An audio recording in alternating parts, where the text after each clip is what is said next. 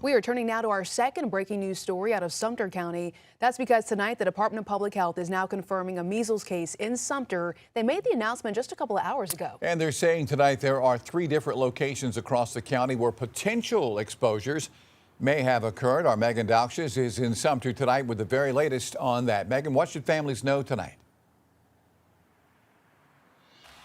Yeah, JR, this afternoon I spoke with the Department of Public Health and they told me that they cannot confirm the specific amount of cases when it's less than 5, but that is because the amount of cases in the county are less than 5. They also, like you mentioned, there are 3 different areas across the county where exposures have been made. On Tuesday, the Department of Public Health confirmed at least 1 case of measles in Sumter, the first known case in that county during the recent outbreak in South Carolina.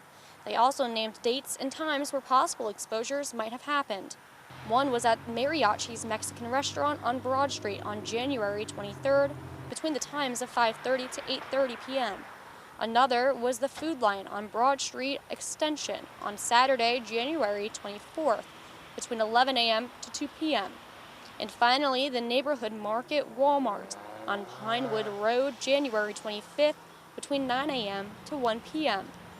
DPH says they are not aware of any risks for measles exposures at these locations beyond these times. News 19 asked the public this afternoon how they felt regarding measles reaching their community. I feel as if each and every parent has their child immunized and themselves. This could all be, avoided. But instead, they'd rather not take the time out of their busy day to have their children immunized. Well, I was in there earlier today and I had no knowledge of the incident with the measles, and I have a 4-year-old daughter, so it really does bother me. If they allow people to walk around without immunization, then they should make it noticed when somebody goes in. My children are vaccinated, and I've got the vaccine, so I'm not necessarily worried for us, but it's also scary because it's an epidemic, so it could become a pandemic. That's scary. And Nikki Spencer works at a business across the street from Mariachi's Mexican restaurant. This was her reaction.